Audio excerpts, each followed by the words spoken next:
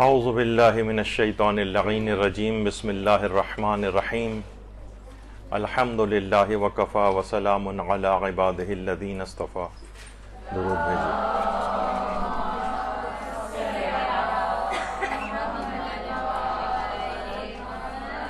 جیسا کہ آپ سب لوگوں کے زیادہ تر کے علم میں ہے کہ یہاں پر مسائل فقہ میں مختلف قسم کے مسائل اس پر یہاں عنوان کے مطابق کلاسز منعقد ہوتی ہیں، اور جو پچھلے عناوین ہو چکے ہیں جو دوبارہ ریپیٹ نہیں ہو سکتے، تو اس میں کوشش کریں کہ آپ انٹرنیٹ پہ جا کر مدرسے کے چینل پہ وہ سارے موضوعات سن سکتی ہیں.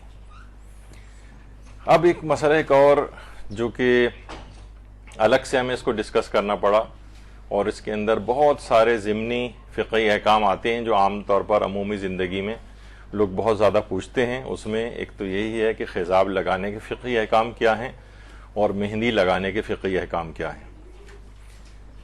تو ویسے تو دیکھیے کہا جاتا ہے لطیفے کے طور پر ہی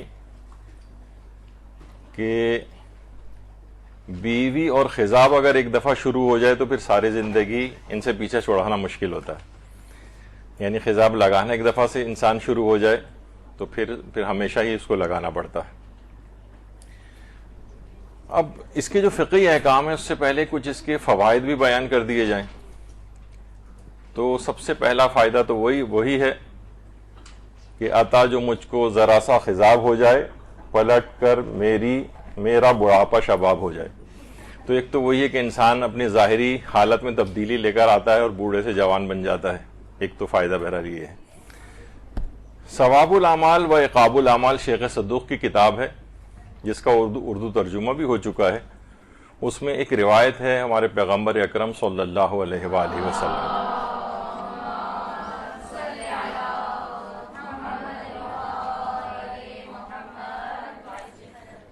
جس میں پیغمبر اسلام نے یہ بات ارشاد فرمائی ہے کہ 1 درہم خضاب کے اوپر خرچ کرنا 100 درہم صدقہ دینے کے برابر ثواب رکھتا ہے.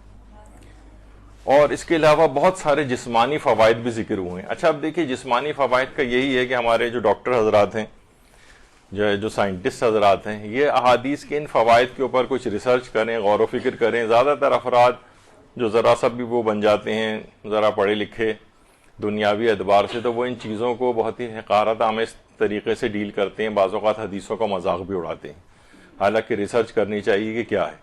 تو پیغمبر اسلام نے جو اس کے 14 فوائد بتائے ہیں خضاب لگانے کے، ان میں سے جو اہم ہیں چند ایک میں بتا رہا ہوں. اس میں ایک یہ ہے کہ بینائی طاقتور ہوتی ہے. خضاب لگانے سے بینائی انسان کی طاقتور ہوتی ہے. اس کے علاوہ شک اور وسواس کی بیماری سے اس سے نجات ملتی ہے. اب کیسے ملتی ہے کیا ہے اس پہ الگ تحقیق ہونی چاہیے، لیکن ان چیزوں کے ایسے اثرات ہوتے ہیں. اسی طریقے سے فرشتے اس سے خوش ہوتے ہیں. کوئی جگہ دنیا کے اندر ایسی نہیں ہے کہ جہاں پر فرشتے موجود نہ ہوں. روایات میں ہے کہ ہر چپے چپے اور جگہ جگہ پہ فرشتے موجود ہیں. تو فرشتے جو خضاب لگاتا ہے اس سے فرشتے بہت خوش ہوتے ہیں. اس کے علاوہ منکر و نکیر اس سے حیا کرتے ہیں، اس سے سوال کرنے میں سختی سے پیش نہیں آتے. تو سوال منکر و نکیر کے وقت اس کا فائدہ ہوتا ہے. یعنی دنیاوی فوائد بھی ہیں اور اخروی فوائد بھی ہیں. اسی طریقے سے قبر کی سختی سے اس کو نجات ملتی ہے. یہ بھی روایت میں سب جو خصوصیات ہیں فوائد ہیں یہ ہمارے پیغمبر اکرم صلی اللہ علیہ وآلہ وسلم نے ارشاد فرمایا. صلی اللہ علیہ وسلم.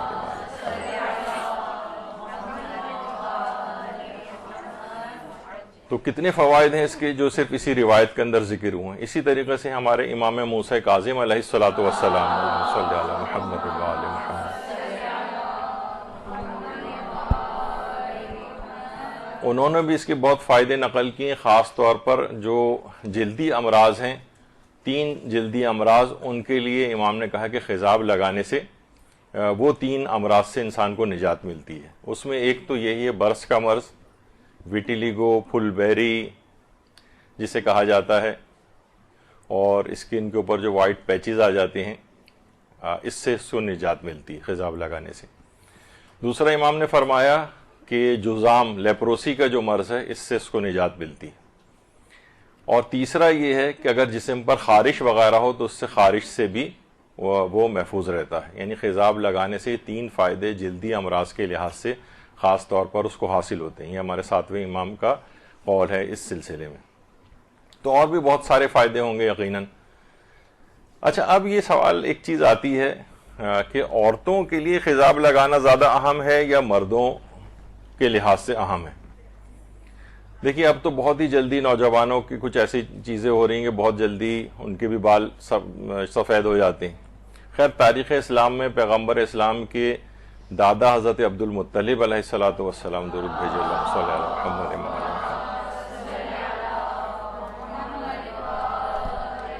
ملتا ہے کہ ان کے بال پیدائشی طور پر سفید تھے، اسی وجہ سے ان کا نام شیبۃ الحمد رکھا گیا تھا. تو بہرحال روایات میں یہ کہا گیا ہے کہ عورتوں کو مردوں کی نسبت زیادہ اس بات کی تاکید آئی ہے کہ وہ خضاب کو استعمال کریں. ان کا خضاب لگانا زیادہ بہتر سمجھا گیا ہے. اسی طرح سے اگر کسی عورت کا شوہر مثلاً تقاضا کرے، مثلاً آج کل کیونکہ مثلاً کوئی عورت پریفر کرے، ایج اس کی ہوتی جا رہی ہے، وہ کہے گی کہ میں تو اسی طرح سے سفید بال مثلاً رکھوں گی، جبکہ شوہر کا تقاضا ہو کہ اپنے بالوں کو رنگ کرو، تو اس کے لیے بہت ریکمینڈڈ اس بات ہو جاتی ہے اور زیادہ تاکید آ جاتی ہے. بلکہ ایک اور بھی چیز ہے، واجب بھی ہو سکتا ہے. خیر، واجب شاید کہنا میرے اپنے طور پر، کیونکہ فقہی مسئلہ میں نے نہیں دیکھا ہے، لیکن بہرحال ایک چیز ہوتی ہے بیوی کے اعتبار سے جو اور حقوق ہیں، اس کے 3 ہی مین حقوق اس میں شمار ہوتے ہیں. اس میں ایک ہے ازالت المنفرات، اپنے جسم سے ان تمام قابل نفرت یا کریہ چیزوں کو دور کرے جو اس کے شوہر کے لیے کراہیت و نفرت کا سبب بنے. یہ واجبات میں سے ہے. تو بہرحال اگر شوہر تقاضا کرے کہ بالوں کو رنگ کرو تو اس کے لیے یہ بھی ضروری ہو سکتا ہے. خضاب کے لیے سب سے بہترین رنگ کون سا ہے؟ اب تو خیر دیکھیے کہ بہت سارے فیشنوں کے اندر آ گئے ہیں. مثلا ایک ہی سر کے اوپر ہرا، نیلا، پیلا، کالا بہت سارے رنگ ملا کر اس طریقے سے لگائے جا رہے ہوتے ہیں جو شاید اچھے بھی نہیں لگ رہے ہوتے. بہرحال سب سے بہترین رنگ سیاہ رنگ قرار دیا گیا ہے. اور عورتوں کے لیے خاص طور پر روایت کے اندر یہ بات آئی ہے کہ ان کی زینت سیاہ رنگ ہے خضاب کے لیے. تو سیاہ یا ڈارک براؤن یا جو بھی اس طرح کے جو بھی رنگ ہوتے ہیں سیاہی مائل. لیکن یہ کہ کیونکہ ضروری تو نہیں ہے کہ خضاب تو بہت سارے رنگوں کے اب بھی آ گئے ہیں اور پہلے بھی ہوتے تھے. مثلا خود مہندی ہی کا جو رنگ ہے وہ بھی خضاب میں آتا ہے. خضاب کسی چیز سے بھی ہو سکتا ہے، مہندی سے بھی ہو سکتا ہے، جو عام کلر ڈائز ہوتی ہیں اس کے ذریعے بھی ہو سکتا ہے. لیکن سب سے زیادہ روایات میں زینت جسے قرار دیا گیا ہے، خاص طور پر عورتوں کے لیے زینت قرار دیا گیا ہے، وہ ہے سیاہ رنگ. تو سب سے بہترین رنگ یہی ہے، اگرچہ بہت سارے رنگوں کے بھی معاشرے کے اندر اویلیبل ہیں. کیا خضاب کرنا ائمہ علیہم السلام کی سیرت کے اندر ملتا ہے؟ تو جواب ہے کہ جی ہاں، بالکل ملتا ہے. ائمہ کی سیرت کے اندر ہے. ہمارے 5ویں امام محمد باقر علیہ الصلوۃ والسلام،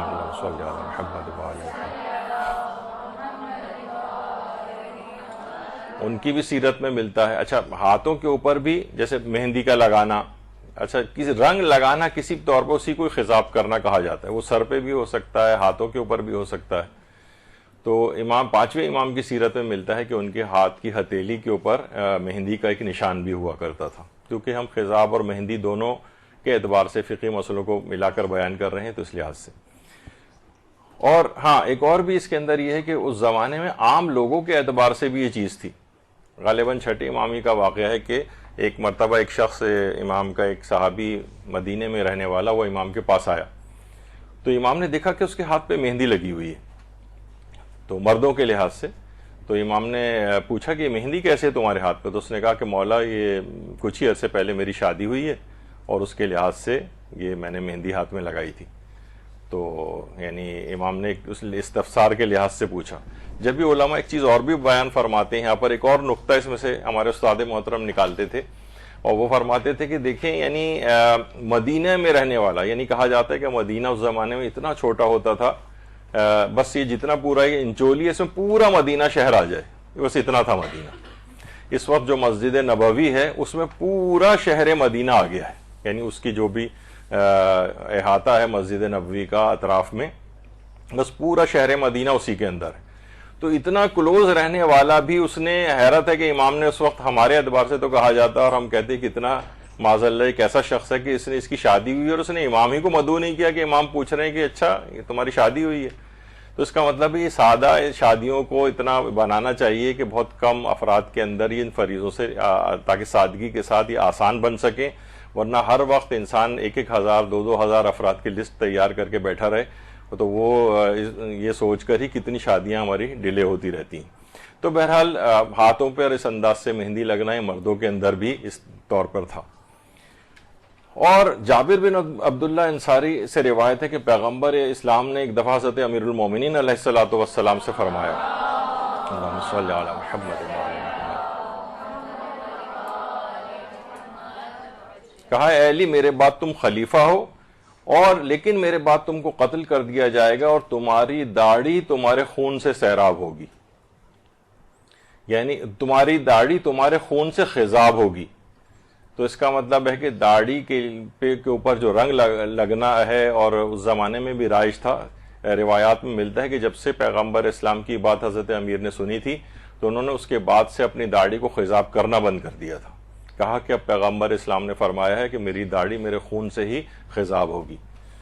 تو داڑھی کے اوپر بھی خضاب لگانا یہ اس زمانے میں بھی رائج تھا, اور یہ سب چیزیں اس میں تھیں. جب بھی حضرت امیر المومنین کے لیے کہا جاتا ہے اور امام حسین کے لیے بھی کہا جاتا ہے کہ سلام بر محاسن بخون خضاب شدہ, یعنی سلام اس ہستی کے اوپر کہ جس کی داڑھی اس کے خون سے خضاب ہوئی.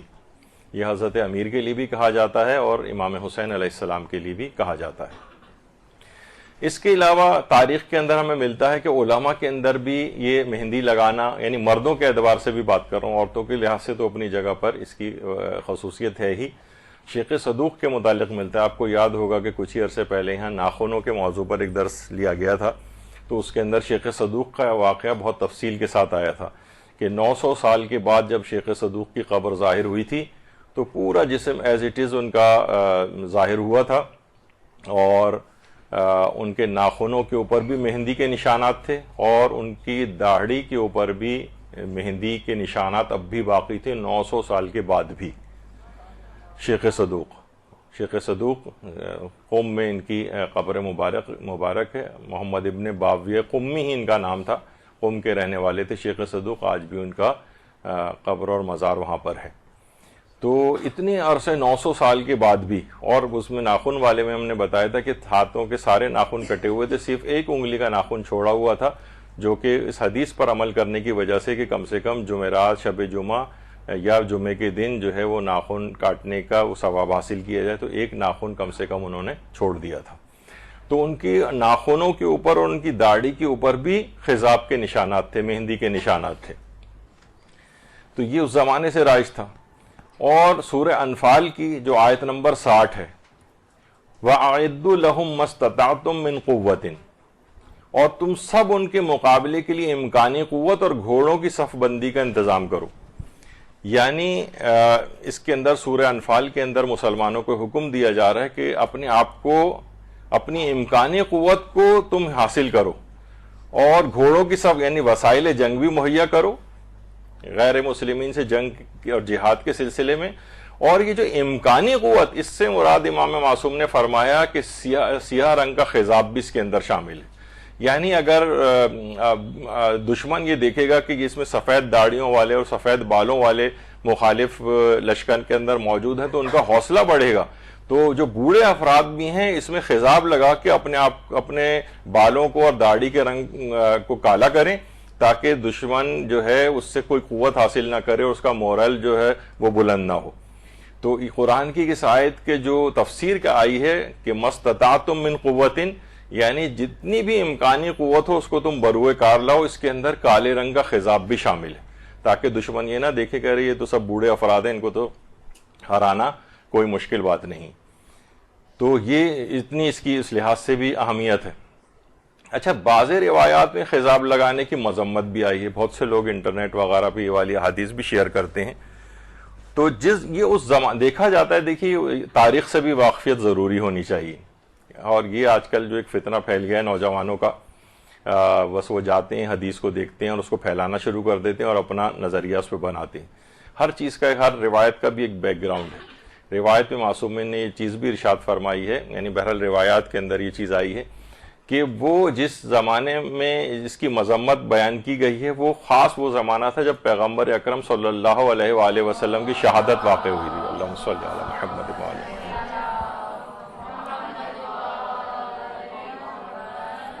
پیغمبر کی جس زمانے میں شہادت واقع ہوئی تھی اس زمانے کی روایات ہیں کہ بہرحال خضاب لگانا یہ جو ہے ایک زینت میں آتا ہے، اور فرمایا کہ کیونکہ ہم اس وقت ایام غم اور ایام سوگ میں ہیں تو اس میں مناسب نہیں ہے کہ خضاب کو جو ہے لگایا جائے. تو ہر چیز کا ایک خاص بیک گراؤنڈ ہوتا ہے، یہ نہیں کہ ہمیشہ کے لیے ایسا ہو گیا تھا، ہمیشہ کے لیے اس کی کوئی مذمت کی روایات آئی ہیں، بلکہ مذمت کی روایات کا ایک خاص جو ہے وہ بیک گراؤنڈ ہے. اچھا، بعض روایات میں ایک چیز ایک اور بھی آئی ہے کہ اگر شوہر و بیوی دونوں نے خضاب لگایا ہوا ہو، یعنی ابھی سر کو دھویا نہ ہو، خضاب شدہ حالت میں ہو، اور بہرحال ازدواجی معاملات طے پا رہے ہوں، تو اس میں پھر روایات کے اندر یہ آیا ہے کہ اس سے ہو سکتا ہے کہ بچہ مخنث پیدا ہو. مخنث یعنی ہجڑا یا عورت اور مرد ہونے کا اس کے تعین نہ ہو سکے. بہرحال یہ ان چیزوں کی، یہ دیکھیے بہت ساری ایسی چیزیں ہیں کہ جو جسمانی اعتبار سے نقائص کا سبب بھی بنتی ہیں، اور اس کی ایک الگ تفصیل ہے. اور یہی وجہ ہے کہ آیت اللہ ناصر مکارم شیرازی سے بھی یہ بات سوال میں اس تفتہ میں پوچھی گئی ہے کہ ہم روایات کے اندر یہ پڑھتے ہیں کہ شوہر و بیوی دونوں نے اگر خضاب لگایا ہوا ہو تو امید یہ ہوتی ہے کہ بچہ مخنث پیدا ہو، ایسی روایت کا کیا حکم ہے؟ تو انہوں نے جواب دیا کہ احتمال پایا جاتا ہے کہ بچہ جنسی انحراف کا شکار ہوگا. یعنی ان تمام چیزوں کے بہرحال دیکھیے اثرات ہوتے ہیں چیزوں کے، اور یہ والی اس طرح کی جو روایات ہیں اس میں ہر وقت فقط یہی نہیں دیکھنا چاہیے کہ روایت جو ہے اس میں ضعیف اگر ہے تو پھر ہم کہیں گے نہیں ضعیف ہے تو بالکل بیکار چیز ہے. اس کا مطلب ہے کہ نہیں، اس میں ضعیف ہونے کے معنی کہ راویوں کے لحاظ سے اتنی چیز ثابت نہیں ہوئی ہے، لیکن بہرحال اس کے پایا جانے کا امکان ہے کہ ہو سکتا ہے امام نے ایسا کہا اور ان چیزوں کے یہ اثرات ہوں. تو بہرحال اس لحاظ سے اگر روایات کے اندر کسی چیز کی اس طور پہ ممانعت آتی ہے تو احتیاط کرنے میں کوئی ایسا حرج واقع نہیں ہوتا ہے. اچھا، اب خضاب کسی خاص رنگ سے ہونا چاہیے یا مہندی سے ہونا چاہیے؟ یعنی جو فائدے جو بتائے گئے ہیں اس کے خضاب کے، تو یہ کیا یہ مہندی لگانے سے فائدے حاصل ہوتے ہیں یا یہ کہ کسی بھی رنگ سے حاصل ہوتے ہیں؟ تو اس میں اس سے کوئی فرق نہیں پڑتا ہے. خضاب مہندی سے بھی ہو سکتا ہے، جو برانڈیڈ اور اس طرح کی جو چیزیں اویلیبل مارکیٹ میں ہوتی ہیں اس کے ذریعے بھی خضاب کیا جا سکتا ہے. سب کے ویسے ہی فائدے اس کو حاصل ہوں گے. اچھا، اب ایک مسئلہ اس کے اندر یہ آتا ہے کہ عدہ طلاق میں مہندی یا خضاب لگانا، یعنی ایک عورت ہے اس کو طلاق ہو گئی ہے تو کیا اس میں وہ مہندی یا خضاب لگا سکتی ہے؟ تو جواب ہے کہ جی ہاں، لگا سکتی ہے. البتہ ابھی حجاب کے اعتبار سے اس کی تفصیل ہم آگے بیان کریں گے کہ حجاب کے سلسلے میں اس کو احتیاط کرنی پڑے گی. بلکہ اگر وہ طلاق رجی کی حالت میں، ابھی ایک طلاق ہوئی ہے، ابھی شوہر رجوع بھی اس سے کر سکتا ہے، تب اس کے لیے بلکہ یہ بہتر سمجھا گیا ہے یا بہت سے علماء مستحب قرار دیتے ہیں کہ وہ زیب و زینت کرے، خضاب لگائے، مہندی لگائے یا اور بھی زیب و زینت کرے تاکہ شوہر اس کی طرف رجوع کر سکے اور وہ طلاق ختم ہو سکے. لیکن اگر طلاق بائن بھی ہے جس کے بعد رجوع نہیں ہوتا ہے تو اس کے اندر بھی بہرحال ممانعت نہیں ہے، اور وہ اگر نامحرموں وغیرہ کے سامنے اس کو لگا کر نہیں آ رہی ہے تو اس کے اندر کوئی حرج نہیں ہے، اور عدہ طلاق کے اندر بھی جو ہے وہ مہندی اور خضاب کو لگا سکتی ہے. البتہ جہاں مسئلہ آتا ہے وہ آتا ہے عدہ وفات میں مہندی یا خضاب لگانے کا. ابھی تو عدت طلاق کی بات ہوئی تھی، اس میں آپ نے سنا کہ بالکل جائز ہے. عدہ وفات کے اندر یعنی شوہر کا انتقال ہو گیا ہے اور عورت ابھی 4 مہینے 10 دن عدہ گزار رہی، تو اس میں سب سے پہلی بات تو یہ یاد رکھ لیجئے کہ عام طور پر سب سے زیادہ اس کا جو لوگ حکم پوچھتے ہیں وہ یہ پوچھتے ہیں کہ مثلا وہ گھر سے باہر نکل سکتی ہے نہیں نکل سکتی. تو سب سے پہلی بات تو یہ کہ عورت عدہ وفات میں گھر سے باہر جانا اس کا حرام نہیں ہے. البتہ بلا عذر جانے کو پسند نہیں کیا گیا، بس ایسی کوئی وجہ بھی نہیں ہے اور بس وہ باہر نکلی جا رہی ہے. وہ اگر وہ حجاب کے اندر جا رہی ہے تو اس کے اندر بھی ویسے کوئی حرج نہیں، لیکن ناپسندیدہ سمجھا گیا ہے. لیکن عدہ وفات میں گھر سے باہر نکلنے کا کوئی بھی فقہی مسئلہ نہیں. اس میں یہ کہ 4 مہینے 10 دن تک وہ دوسری شادی نہ کرے. عدہ وفات کے معنی یہ ہیں 4 مہینے 10 دن تک دوسری شادی نہ کرے، اور بہرحال یہ کہ بلا عذر رات کے وقت خاص طور پہ نہ نکلے. لیکن وہ حج کے لیے لوگ پوچھتے ہیں کہ وہ اب عدہ وفات میں اور حج کی تاریخیں آ گئیں تو حج پہ جا سکتی ہیں. بالکل, حج اگر واجب ہے تو جانا بھی واجب ہے, یا مستحب زیارات کے لیے یا مستحب عمرے کے لیے یا مستحب حج کے لیے اس کے اندر بھی عدہ وفات میں جا سکتی. وہ تو خیر پھر بھی ایک نیک کام ہے, اور بازار وغیرہ بھی جا سکتی. بس یہ ہے کہ رات کے وقت بلا عذر نہ جائے, عذر ہو تو رات اور دن دونوں کے وقت جا سکتی. اس کے لیے دوسرا جو ایک چیز حرام ہے, صرف ایک تو یعنی حرام کیا چیز تھی, 4 مہینے 10 دن تک وہ دوسری شادی نہ کرے, اور دوسری ایک ہے کہ عدہ وفات میں وہ 4 مہینے 10 دن تک کوئی بھی زینت نہ کرے. یہ شوہر کا ایک حق سمجھا گیا ہے. عدہ وفات میں وہ ہر قسم کی زینت سے اجتناب کرے, اس کے اندر خضاب لگانا بھی شامل ہے. اچھا, عام طور پر جیسے کہ خواتین ہیں کچھ عمر رسیدگی کی حالت میں وہ بیوہ ہوئی ہیں اور وہ اس طرح سے خضاب وغیرہ کرتی ہیں, تو 4 مہینے 10 دن تو کافی لمبا بڑا پیریڈ ہو جاتا ہے.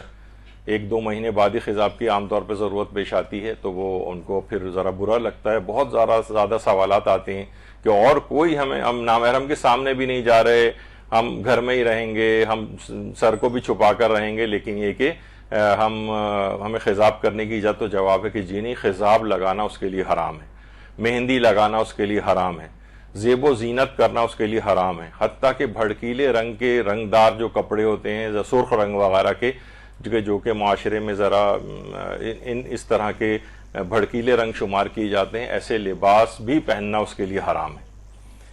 تو یہ تمام چیزیں عدہ وفات میں اس کے لیے حرام ہو جاتی ہیں. خضاب لگانا بھی حرام ہو جاتا ہے, مہندی لگانا بھی حرام ہو جاتا ہے, زیب و زینت کی تمام چیزیں بھی حرام ہو جاتی ہیں. ہر وہ چیز جسے عرف زینت شمار کرے, چاہے یہ کہے کہ میں جو ہے ویسے ہی گھر میں ہی رہوں گی, نامحرم کے سامنے بھی نہیں جاؤں گی, سر بھی چھپا کر رہوں گی, لیکن بذات خود خضاب لگانا یا مہندی لگانا یہ زینت کے اندر آتا ہے. تو اس لحاظ سے شوہر کا ایک حق یہ ہے کہ یہ 2 واجبات خاص طور پر کہ دوسری شادی نہ کرے 4 مہینے 10 دن تک, اور دوسرا ہے کہ زینت نہ کرے. تو یہ عدہ وفات کا جو ہے ایک مسئلہ ہوا. اسی طریقے سے ایک چیز اور بھی ہے, حالت نجاست میں عورت کا مہندی یا خضاب لگانا. تو اس کے اندر یہ ہے کہ جیسے کہ یعنی خضاب مہندی سے بھی لگایا جا سکتا ہے. تو مشہور طور پر یہ ہے کہ یہ عمل مکروہ ہے, یعنی زیادہ تر علماء نے یہ والا فتویٰ دیا ہے کہ حالت نجاست میں, حالت حیض میں عورت کے لیے مہندی سے خضاب کرنا یا کسی بھی رنگ سے خضاب کرنا یہ مکروہ ہے. لیکن آیت اللہ سیستانی نے بھی اس کو اپنے ایک فتوے میں کہا ہے کہ یجوز علی کراہہ, یعنی جائز ہے البتہ کراہیت کے ساتھ.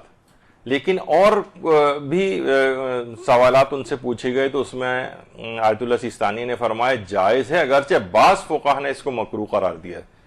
تو یہاں پر جب ہماری اصطلاحات توضیح المسائل کی کلاسز ہوئی تھیں تو اس میں ہم نے اس کو بھی تفصیل سے بیان کیا تھا کہ اگر مجتہد اب یہ کہے کہ بعض فقہا نے مکروہ قرار دیا ہے یا فقہا نے مکروہ قرار دیا ہے, قول مشہور یہ ہے, اس کے معنی ہے کہ خود اب مجتہد کا اپنا نظریہ یہ نہیں ہے. یعنی آیت اللہ سیستانی اگر زیادہ دقیق اس بات میں جائیں تو آیت اللہ سیستانی کے نزدیک حالت نجاست میں عورت کا خضاب لگانا یا مہندی لگانا, مہندی سے خضاب کرنا, یہ جو ہے مکروہ نہیں ہے ان کے فتوے میں. کیونکہ آغا سیستانی کا اصل میں ایک الگ سے ایک نظریہ بھی ہے. وہ کہتے ہیں کہ واجب و حرام کے لیے تو روایت کا بہت زیادہ معتبر ہونا ضروری ہے, یعنی روایت بالکل صحیح ہونی چاہیے, معتبر ہونی چاہیے, راوی وغیرہ سب اس کے صحیح ہونے چاہیے. آغا سیستانی فرماتے ہیں کہ مستحب اور مکروہ کے لیے بھی یہی کرائیٹیریا ہے. البتہ قاعدہ تسامح کو اگرچہ وہ نہیں مانتے ہیں, قاعدہ ہے کہ جس میں کہ اگر مستحبات و مکروہات کی دلیلیں اتنی قوی نہ بھی ہوں تب بھی اس سے صرف نظر کیا جاتا ہے. اگرچہ اس قاعدے کو نہیں مانتے لیکن اس قاعدے کو خود استعمال بھی انہوں نے کیا ہے, اور فرماتے ہیں جائز ہے, اگرچہ بعض فقہا نے مکروہ قرار دیا. اس کا مطلب ہے کہ ان کا نظریہ یہ نہیں ہے. فقہا کی بات قول مشہور کو ذکر کر رہے ہیں, لیکن بہت سی جگہوں پہ انہوں نے کہا بھی ہے کہ کراہیت کے ساتھ جائز ہے. تو بہرحال اگر چاہیں تو اس کے اندر خواتین اس حالت نجاست میں اوائڈ کر لیں, اس کو ایک ناپسندیدہ چیز شمار کی گئی ہے. واجب و حرام کا تو خیر کوئی مسئلہ نہیں ہے. اچھا, اسی طریقے سے حالت روزہ میں مہندی یا خضاب لگانا. حالت روزہ میں بھی مہندی یا خضاب لگانا آغا سیستانی کے نزدیک یعنی بالکل اگر اس طور پر ہم جائیں جو ان کے قواعد ہیں جس کے مطابق وہ فتویٰ دیتے ہیں تو ان کے نزدیک ثابت نہیں. تو حالت روزہ میں بھی عورت مہندی لگا سکتی ہے, اور خود آپ مکروہات روزہ بھی اگر جا کر دیکھیں تو اس کے اندر بھی یعنی خود ان کا اپنا نظریہ یہ نہیں ہے, بلکہ ممکن ہے قول مشہور کے طور پر ذکر کیا ہو یا فقہا کے کہنے کے مطابق ذکر کیا ہو. البتہ حالت نجاست میں آیت اللہ خامنہئی جو ہے وہ عورت کے لیے مکروہ قرار دیتے ہیں. اسی طریقے سے حالت جنابت میں بھی جو ہے وہ بعض فقہا مکروہ قرار دیتے ہیں لگانا. اچھا, وہ کسی بھی طور پر ہو سکتا ہے, جو مشہور جو چیزیں ہیں چاہے وہ مختلف برانڈز ہوں, کوئی سا بھی اس میں وہ لگایا جا سکتا ہے. البتہ ایک چیز اور بھی ہے, وہ یہ ہے کہ یہ خاص قسم کی ہیئر چوک آتی ہیں, یہ بھی لگانے کی اجازت ہے. اس میں مختلف قسم کے کلرز وغیرہ ہوتے ہیں, لیکن اس میں ایک احتیاط یہ کرنی ہوتی ہے کہ یہ سر پہ ایک تھوڑی سی ہلکی سی ایک لیئر سی بالوں کے اوپر بناتی ہے, اور عام طور پر ایک آدھ دفعہ سے وہ لیئر ہٹتی نہیں ہے بالوں سے, جبکہ 3 سے 4 مرتبہ شیمپو نہ کیا جائے.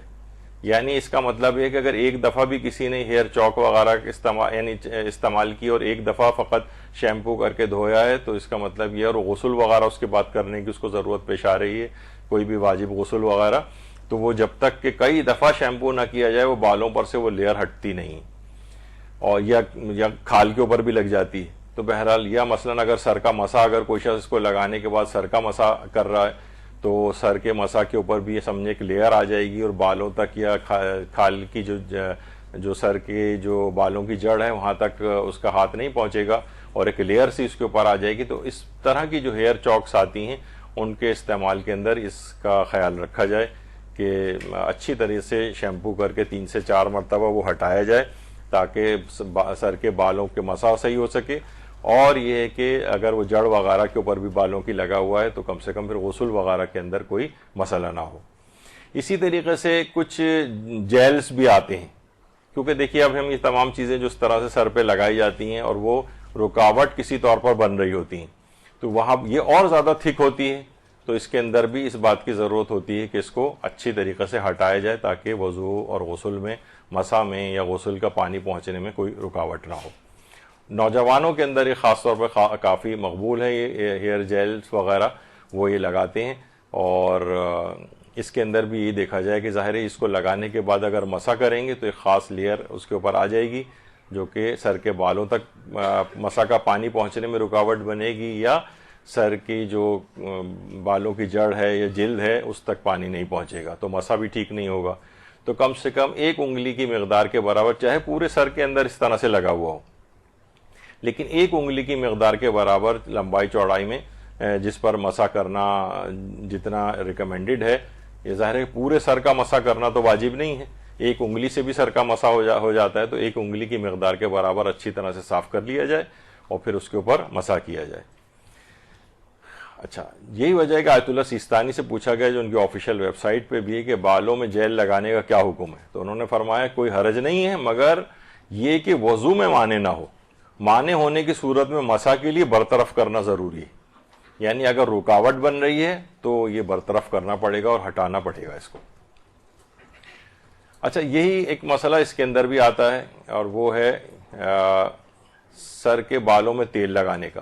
دیکھیے اگر معمولی سے سر کے اندر تیل لگا ہوتا ہے تو یہ تو عموماً مانے نہیں ہوتا ہے. معمولی سے سر میں تیل لگایا, اس کے بعد سر میں چلے مساج وغیرہ کر لیا تو وہ عام طور پر جذب ہو جاتا ہے, اور اس کے اوپر اگر مسا کریں ہم تو لوگ ذرا سا بھی معمولی سا بھی اگر تیل ہے اور جذب بھی ہو چکا ہے وہ, تو بھی وہ کہتے ہیں نہیں یہ تو جب تک ہم سر دھوئیں گے نہیں تب تک ہمارا مسا نہیں ہوگا, جبکہ ایسا نہیں.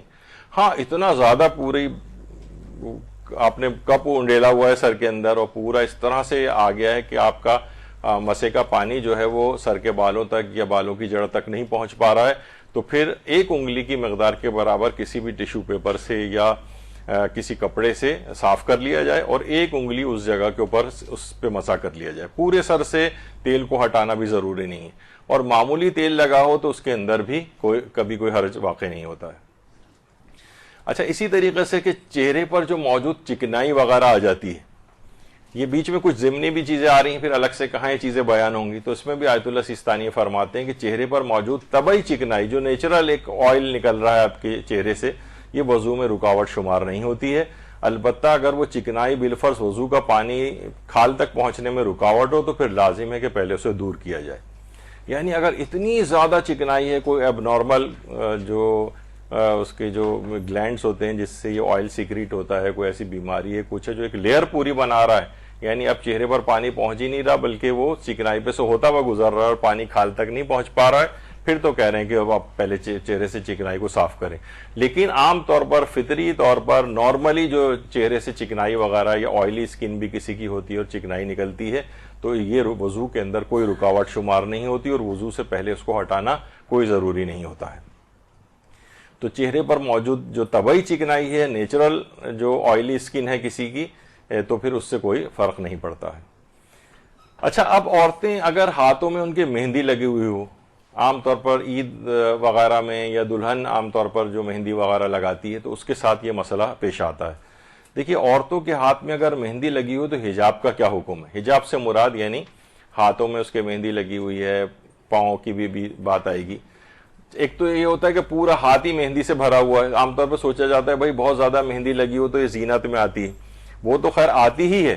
یعنی اصلاً یہ کہا جائے گا، ابھی ویسے میں پہلے فقہی حکم بیان کر دوں، اصلاً یہ کہا جائے گا کہ فی نفس ہی تو جائز ہے، یعنی مہندی لگانے میں عورت کی کوئی حرج نہیں. لیکن کیا ہے، اگر نامحرم کے سامنے آئے گی تو اپنے ہاتھوں کو چھپانا پڑے گا، ہاتھوں کو چھپانا. اور اگر وہ کہے گی بھائی میں تو ہاتھ چھپا ہی نہیں سکتی، میں کب تک، بھائی آپ یا چادر کے اندر ہاتھ کر لیں، گلوز پہنیں، کوئی بھی ایسی چیز کریں. لیکن وہ کہتی ہے کہ اگر نہیں، یہ تو ممکن ہی نہیں ہے، بھائی مجھے اپنا اسکول، کالج، یونیورسٹی، آفس یا اور گھر میں نامحرموں کے سامنے جانا پڑتا ہے، تو پھر آپ کو احتیاط کرنی پڑے گی، پھر نہیں لگا سکتے اس کو. کیونکہ یہ مہندی کا لگانا یہ لازمی طور پر زینت میں آتا ہے، اور زینت کو نامحرم کے سامنے ظاہر نہیں کر سکتے. صرف ایک آدھ زینتوں کے لحاظ سے انگوٹھی پہننے میں آقا سیستانی نے یا بریسلٹ وغیرہ پہننے کی جو اجازت دی ہے، لیکن مہندی لگانے کی، مہندی لگا کر نامحرم کے سامنے آنے کی اجازت نہیں. اب مہندی لگانا آپ کو منع نہیں کیا، نامحرم کے سامنے نہ آئیے یا ہاتھوں کو چھپائیے اپنے.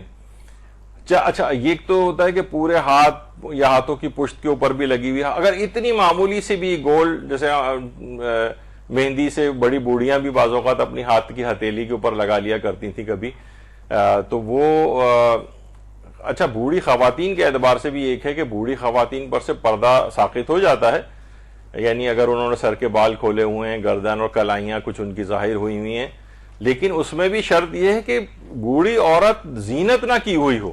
کیونکہ اگر بوڑھی عورت نے مثلا لپسٹک لگائی ہوئی ہے یا کوئی اور زینت اس انداز سے کی ہوئی ہے تو پھر نامحرم کے سامنے اس کو چھپانا پڑے گا، یعنی اس کے لیے حجاب واجب ہو جائے گا. تو اگر اس نے ہاتھ کے اوپر اس طرح سے مہندی لگائی ہوئی ہے، مہندی کیونکہ زینت میں آتی ہے تو ہاتھوں کا چھپانا پڑے گا، چاہے وہ بوڑھی عورت کیوں نہ ہو. جوان کے لیے تو اور زیادہ تاکید ہوگی، حرام ہو جائے گا اس کے لیے نامحرم کے سامنے آنا، چاہے اتنی معمولی مقدار میں بھی کیوں نہ لگائی ہوئی ہو. اور خالی یہی نہیں، مثلا بہت ہی لوگ اب تو مختلف اسٹائل آ گئے ہیں جناب، کسی نے کوئی چیز چھوٹی سی پورے ہاتھ پہ بھی نہیں لگائی ہوئی، کوئی ایک تتلی یا کوئی بھی اس طرح کوئی نشان، ہارٹ وغیرہ ٹائپ کی چیز بنائی ہوئی ہے، تو یہ بھی زینت میں آتی ہے اور یہ بھی نامحرم کے سامنے لگا کر آنے کی اجازت نہیں. ہاتھوں کو چھپاؤ، چادر کے اندر رکھو، نامحرم کے سامنے نہ آؤ، یا کسی بھی دستانے وغیرہ پہن کے چھپائیے، یہ آپ کے لیے ضروری ہو جائے گا. پاؤں کے تلووں کے اوپر بھی مہندی لگانے کا ایک مسئلہ ہے. پاؤں کے تلوے پہ بھی مہندی لگائی جا سکتی ہے، لیکن آپ کو تو ظاہر پتہ ہی ہے کہ پاؤں کو نامحرم کے سامنے چھپانا واجب بھی ہو جاتا ہے. تو وہ تو اگر پاؤں پہ مہندی نہیں بھی لگی ہوئی ہے تب بھی پاؤں کا چھپانا واجب ہے. تو مہندی لگی ہوئی مزید زینت بھی اس کے اوپر ہوئی ہوئی ہے. تو دیکھیے، عام طور پر اگر نامحرم مرد سامنے موجود نہ ہو تو عورت کے لیے نماز میں پاؤں کا حجاب جو ہے وہ واجب نہیں ہے. لیکن یہ کہ سجدے میں جاتے وقت پاؤں اس کا نظر آ سکتا ہے، پاؤں کے تلووں پر اگر مہندی لگی ہوئی ہے تو ایک بہرحال ایک حرمت اور زیادہ طاقتور ہو جائے گی کہ آپ نے تو زینت بھی کی ہوئی ہے. یعنی نارملی بھی ویسے تو نماز میں اجازت تھی پاؤں کو ظاہر کرنے کی، لیکن نامحرم سامنے موجود ہو تو پھر موزے پہننا یا چادر کے اندر پاؤں کرنا واجب ہو جائے گا، اور مہندی بھی لگا کے نامحرم کے سامنے یعنی ظاہر نہیں ہونی چاہیے. اچھا، کیا مہندی یا خضاب زینت میں شمار ہوتا ہے؟ تو جی ہاں، 100% شمار ہوتا ہے. تمام علماء اور مراجع نے اس بات کو کہا ہے. اور آقا سیستانی سے باقاعدہ سوال بھی پوچھا گیا کہ ہنا، تو ہنا اس کو کہا جاتا ہے جسے ہمارے یہاں ہینا کہا جاتا ہے، ہنا یا خضاب کیا یہ انواع زینت میں سے ہے، یعنی زینت کی چیزوں کے اندر سے آتا ہے؟ تو انہوں نے کہا جی ہاں، یہ زینت کی چیزوں میں سے آتا ہے، اور نامحرم کے سامنے عورت کا اس کا اظہار کرنا واجب حرام ہے. حرام ہے اس کے لیے کہ وہ ان زینتوں کا نامحرم کے سامنے اظہار کرے. اچھا، اب ایک مسئلہ ایک اور پیش آتا ہے کہ کسی نے جو ہے وہ مہندی لگائی ہوئی ہے اور حج یا عمرے پر جانے سے پہلے، کیونکہ یہ تو زینت میں آتی ہے اور حج کا احرام پہننے کے بعد تو مہندی نہیں لگائی جا سکتی، ظاہر ہے. اچھا، عام عورتوں کا تو وہی عام جو لباس ہے وہی ان کا لباس احرام ہوتا ہے، مردوں کی طرح سے ان کو جو ہے وہ 2 چادریں وغیرہ کا تو نہیں احرام نہیں ہوتا ہے ان کا. اگرچہ بعض فقہا کا ایک شاذ ایک فتویٰ ہے کہ عورت اپنے عام لباس کے اوپر ہی 2 سفید چادریں بھی پہنے، لیکن ابھی موجودہ زندہ مراجع میں سے تو کسی کا بھی نہیں ہے.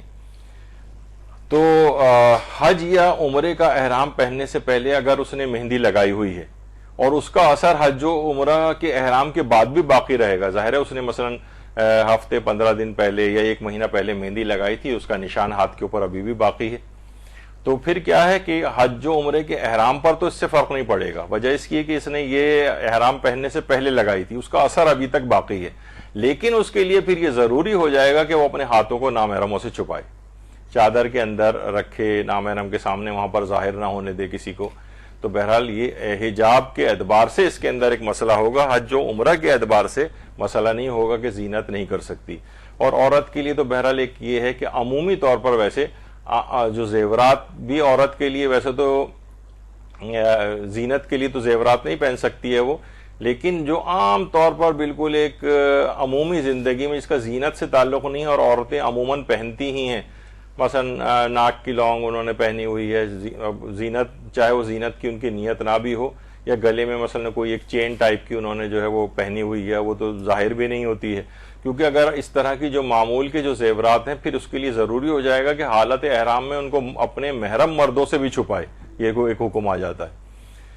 تو بہرحال اس میں بھی یہ کہا جاتا ہے، علماء نے کہا ہے کہ احتیاط مستحب ہے کہ پھر بھی کیا ضرورت ہے، جب آپ نے احرام پہن لیا تو معمول کے زیورات کو بھی آپ اتار دیں. احتیاط مستحب ہے کہ کوئی بھی چیز اس لحاظ سے نہ پہنے تاکہ ایک فلسفہ بھی جو ہے احرام کا وہ بھی پورا ہو اور اللہ کے لیے ہر چیز خالص ہو جائے، اپنی تمام زینتوں کو انسان الگ کر دے.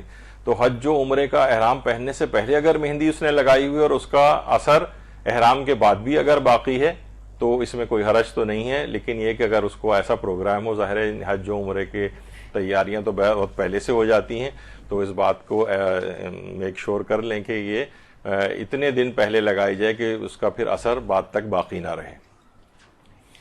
اچھا، کیا خاندان اہل بیت کی خواتین میں بھی مہندی لگانے کا رواج تھا؟ تو جی ہاں، خاندان اہل بیت کی خواتین بھی مہندی لگایا کرتی تھیں، اور باقاعدہ ایک روایت ہے جو کہ آغا خوئی نے بھی اس روایت کو معتبر قرار دیا ہے، جو ہمارے چھٹے امام جعفر صادق علیہ الصلوۃ والسلام سے روایت ہے کہ ہاشمی خواتین نے نہ بالوں میں کنگھی کی اور نہ ہی سر پر مہندی لگائی، یہاں تک کہ مختار نے ان لوگوں کے سر بھیج دیے جنہوں نے امام حسین کو شہید کیا تھا، اس کے بعد انہوں نے مہندی لگائی ہے سروں پر. تو سر پر یا ہاتھ پر مہندی لگانا یہ ہاشمی خواتین میں اس زمانے میں بھی رائج تھا، اور واقعہ کربلا کے بعد سے ہاشمیات نے تمام زینتوں کو اپنے اوپر حرام قرار دیا ہوا تھا، یعنی نہیں لگاتی تھیں، یہاں تک کہ جب مختار نے سر بھیجے امام کے پاس اور ایک خوشی کا اظہار کیا اور چوتھے امام سجدے میں گر گئے تھے، اور روایات میں ملتا ہے کہ جب یہ اطلاع پہنچی تھی ابن زیاد وغیرہ کے سر آئے تھے تو ہاشمی خواتین کے گھروں سے ان کی خوشی اور مسرت کی آواز تک جو ہے بلند ہوئی تھی. تو بہرحال اور آیت اللہ خوئی نے بھی اس روایت کو بالکل صحیح قرار دیا ہے، کامل الزیارت کے اندر بھی جو روایت ہے وہ اس میں بھی ایک صحیح روایت اس سلسلے میں ہے، یعنی یہ نہیں کہ روایت ضعیف ہو، بلکہ آقا خوئی نے بھی اس کو قوی اور معتبر روایات میں سے قرار دیا ہے، یعنی سر پر ہاشمی خواتین مہندی بھی لگاتی تھیں. اچھا، حتیٰ کہ روایات میں یہاں تک بھی ہے کہ اہل حرم کا جو سامان ہے، کیونکہ واقعہ کربلا کے بعد جب تمام اسباب بھی لوٹ لیے گئے تھے تو اس میں کچھ مہندی بھی لوٹی گئی تھی، وہ جن جن افراد یا خواتین نے اس لوٹی ہوئی مہندی کو لگایا بعد میں، تو وہ سب بہت ساری بیماریوں کے اندر مبتلا ہو گئے، کوئی برس میں مبتلا ہو گیا، کوئی کسی بیماری میں مبتلا ہو گیا.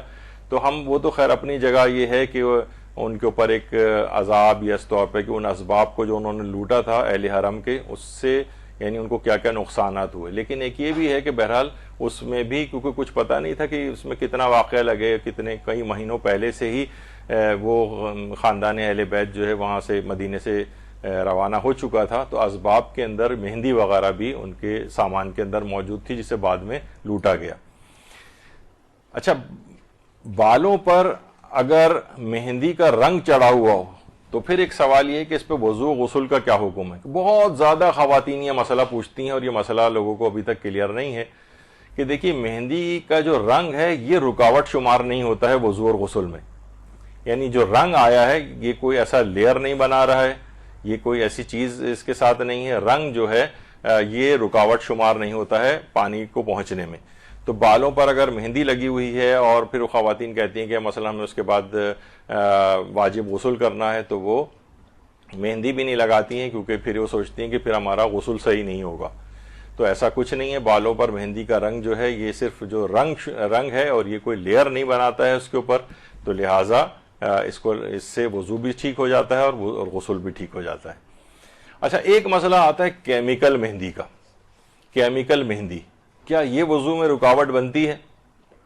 عام طور پر کون مہندی وغیرہ جس کو کہا جاتا ہے، آقا سستانی سے بھی یہ بات پوچھی گئی تھی کہ کیا جو کیمیکل والی مہندی ہے کیا اس سے ہمارا وضو وغیرہ ہو جاتا ہے؟ تو انہوں نے کہہ دیا کہ جواب دیا کہ یہ بالکل پرمیسیبل ہے، یعنی جائز ہے، اس میں کوئی حرج نہیں ہے.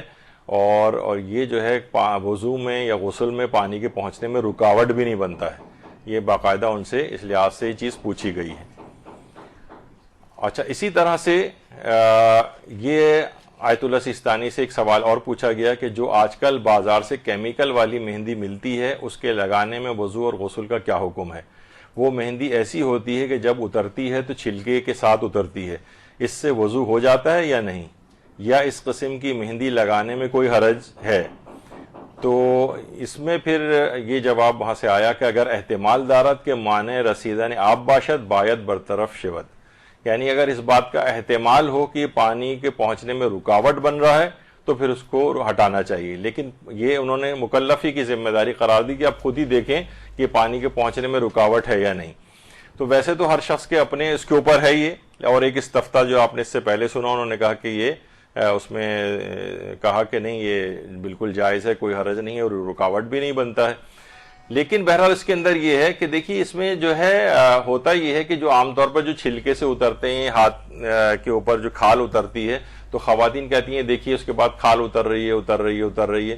پہلے تو چیز ایک اور بات بتا دوں کہ جو فوراً انسٹنٹ کلر دینے والی جتنی بھی چیزیں ہاتھ کے اوپر، یہ دیکھیے یہ جو ہیں یہ بہت ہی مضر صحت ہیں.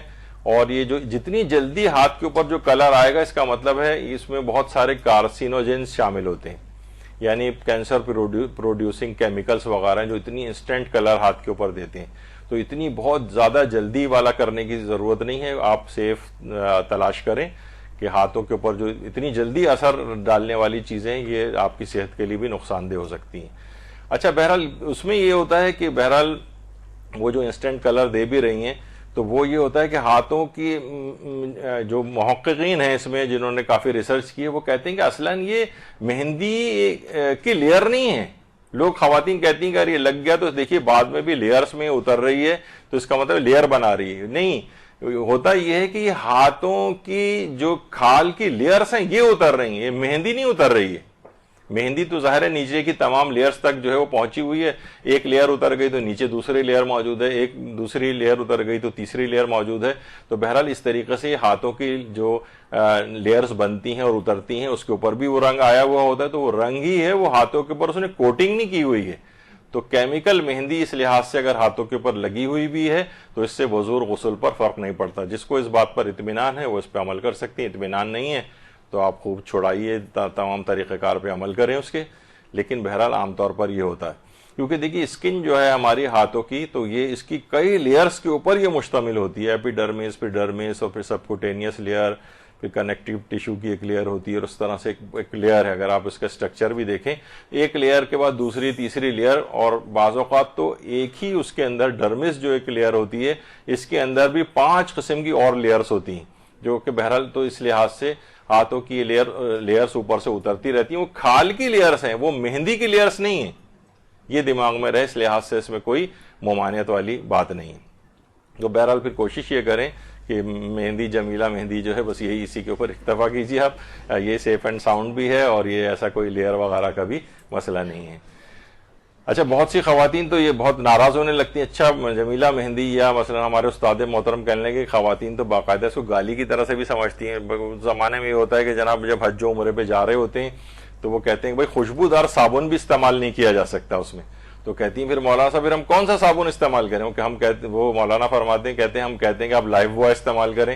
تو خواتین تو سوچتی ہیں کہ جیسے ان کو گالی دے دی گئی اتنی حیرانگی سے کہ ہم لائف بوائے استعمال کریں گے, لاڈو صابن استعمال کریں گے. بھائی اگر فی الحال اگر اس کو, یا پھر آپ ایسا صابن تلاش کریں جس میں کوئی خوشبو نہ ہو. اب تو ایسے صابن خراب ہی گئے ہیں اور حج و عمرے وغیرہ کے سٹالز پہ ایسے صابن ملتے بھی ہیں کہ جو کہ حاجی افراد لے کر جاتے ہیں. تو بہرحال جو عام مہندیاں ہیں جو گھروں وھروں میں پہلے لگائی جاتی تھیں اس پہ بھی اکتفا کیا جا سکتا ہے. اچھا, ایک بات اور اس کے اندر آ گئی, اگر چاہیے بس ایسی ضمناً جلدی سے میں اس کو کر دوں کیونکہ مہندی کا تذکرہ آیا, تو ایک مہندی کی رسم اعضا بھی یہاں پر ہوتی ہے حضرت قاسم کی مہندی کے نام سے. اس میں ظاہر ہے کہ ہم یہ نہیں کہہ رہے کہ یہ اس بات اور نفی کے اندر دونوں چیزیں اس میں نہیں ہیں کہ کوئی ایک ویسا نظریہ بیان کیا جائے, لیکن مراجع اس میں کوئی ممانعت کی بات نہیں سمجھتے. حضرت قاسم کا عقد ظاہر ہے کہ جیسے ہم نے پہلے کہا تھا کہ بالکل صحیح معتبر بنیادوں پر ثابت نہیں ہے اگرچہ, لیکن پھر بھی یہ ایک اظہار عاطفت اور ایک ہمدردی اور مواسات کا جو ایک جذبہ ہوتا ہے اس کے تحت علماء نے کہا ہے کہ اس کی اجازت ہے. اور بہرحال ہر ماں کے اعتبار سے ایک جوان کہ یہ بڑا ہوتا اور پھر اس کی ایک نسل چلتی اور شادیوں کا بھی ایک ارمان ہوتا ہے, تو تمام قسم کے جو عاطفت اور مہربانی کے جو جذبات ہیں ان سب کا بھی وہاں پر خون کیا گیا ہے واقعہ کربلا میں. تو ہم ایک ایک جذبے کی بھی یاد مناتے ہیں اس لحاظ سے. تو یہ رسم اعضا اس لحاظ سے خود اب دیکھیے لوگ کہتے ہیں کہ شاید یہ تو یہ صرف انڈیا پاکستان کی رسم نہیں, عربوں اور ایرانیوں کے اندر تو یہاں سے کہیں بہت زیادہ یہ رسومات وہاں پر رائج ہیں, اور علماء اور مجتہدین نے باقاعدہ وہاں پر ایک شبیہ خوانی بھی ہوتی ہے اور شبیہ بھی بنائی جاتی ہیں. حضرت قاسم تک کی شبیہ بنائی جاتی ہے, کوئی بھی اس عمر کا بچہ جو ہے وہ ہوتا ہے. اس کے علاوہ ان کا حجلہ بھی جو ایک بنایا جاتا ہے اور لوگ اس پہ گریہ وزاری کرتے ہیں. تو مہندی کے حوالے سے صرف ایک ایسی بیچ میں نے, حالانکہ اس موضوع پہ ایک پورا ایک درس یہاں پر ہو چکا ہے تفصیل کے ساتھ, تو اس کے اندر بہرحال یہ ہے کہ اس کے رسم اعضا کے طور پر آغا سیستانی نے بھی اس سے بھی پوچھا گیا کہ یہاں پر سب کانٹیننٹ میں حضرت قاسم کی مہندی وغیرہ جو ہے وہ نکالی جاتی ہے, تو وہاں سے یہ جواب آیا کہ دیر از نو آبجیکشن ان اٹ, کوئی حرج نہیں ہے, اس کو کیا جا سکتا ہے. اسی طریقے سے آیت اللہ محسن الحکیم نے ایک فتویٰ دیا تھا جس میں انہوں نے بھی کہا اس میں کوئی حرج نہیں ہے, حضرت قاسم کی مہندی نکالی جا سکتی ہے. آیت اللہ سعید الحکیم سے بھی سوال پوچھا گیا تو انہوں نے یہ جواب دیا کہ یہ مسئلہ رمزیہ ہے, یعنی ایک سمبولک ہے, ایک علامتی طور پر ہے. علامت آپ کو پتہ ہے کہ سمبولک ایک چیز ہوتی ہے, تو اس میں عنوان مواسات یا مواسات یا اظہار مظلومیت اہل بیت کے عنوان سے اگر حضرت قاسم کی مہندی نکالی جا رہی تو انہوں نے بھی فرمایا کہ اس میں کوئی حرج نہیں ہے. آیت اللہ صادق روحانی نے بھی اسی طریقے سے, بلکہ ان سے تو حجلہ حضرت قاسم جو بہرحال آپ نے دیکھا ہوگا کہ وہاں جو خیمہ گاہ میں وہاں پہ حضرت قاسم کا ایک الگ ہی ایک حجلہ بھی ہے, وہاں ابھی بھی ان کا ایک کمرہ جو ہے ایک لحاظ سے وہاں پر شمار ہوتا ہے. تو اس میں انہوں نے کہا کہ اس میں بھی کوئی حرج نہیں ہے. اور آیت اللہ شاہرودی جو تھے انہوں نے تو فرمایا تھا کہ ذکر مراسم عقد حضرت قاسم علیہ السلام در مجالس با نیت رجا اشکال نہ دارت بلکہ مستحسن است. کہا کہ نہ صرف یہ کہ اس میں کوئی حرج نہیں ہے مراسم عقد حضرت قاسم جو عام طور پر رسومات وغیرہ ہیں, اور یہ کہ رجاء مطلوبیت کی نیت سے کرنے میں کوئی حرج نہیں ہے, بلکہ مستحسن ہے, بہتر ہے کہ ان کو انجام دیا جائے. البتہ بہرحال اچھا, اسی طریقے سے آیت اللہ شبیری زنجانی سے بھی سوال پوچھا گیا, انہوں نے کہا اس میں کوئی حرج نہیں ہے. البتہ یہ اس قسم کے ایسا نہیں ہے کہ اس میں اس بات کی یقین دہانی ہونی چاہیے کہ یہ ان امور کو شریعت میں سے نہ سمجھا جائے. یعنی بہرحال یہ رسومات جو ہیں کوئی شریعت کا حصہ نہیں ہے, کوئی دین کا حصہ نہیں ہے, ان کا دین کا جزو نہیں بنانا چاہیے, لیکن کوئی رسم کے طور پر کر رہا ہے تو اس میں کوئی حرج نہیں ہے. اسی طریقے سے آیت اللہ بشیر نجفی سے بھی یہ سوال پوچھا گیا تو انہوں نے کہا کہ اگر جہاں پر یہ مہندی وغیرہ نکالی جاتی ہے وہاں کے عقل مند حضرات اس سے قبیح اور برا نہ کرنا سمجھیں، نہ اس میں شریعت کے منافی کوئی اور مخالف کوئی بات ہو تو اس کو منع کرنے کا کوئی جواز نہیں، یہ انہوں نے بیان فرمایا۔ آیت اللہ شیخ محمد سند نے بھی اس میں کہا کہ یہ اظہار مظلومیت کے طور پر اس مہندی کا نکالنا جو ہے وہ جائز ہے۔ اور رہبر معظم آیت اللہ خامنئی سے بھی جب بھی پوچھا گیا کہ یہاں پر ایک رسم ہے کہ ہم 7 محرم الحرام کو حضرت قاسم کی یاد میں مہندی اور شمع نکالتے ہیں اور انہیں جلوس کے آگے لے کر رکھتے ہیں، کیا یہ رسم جائز ہے؟ تو جواب دیا بذات خود اس میں کوئی اشکال نہیں، فی نفس ہی کوئی اشکال نہیں ہے، البتہ ایسی چیز کو دین کا حصہ نہ بنایا جائے، یعنی ایسا نہ ہو کہ ہم اس کو بالکل ایک دینی رسم، ایک مستحب چیز یا اس طرح سے کوئی فقہی حکم کے عنوان سے بیان کریں تو اس میں کوئی حرج نہیں ہے۔ تو بہرحال یہ یہاں پر مہندی خضاب سے ریلیٹڈ فقہی احکام جو ہیں یہ ہمارے مکمل ہوئے۔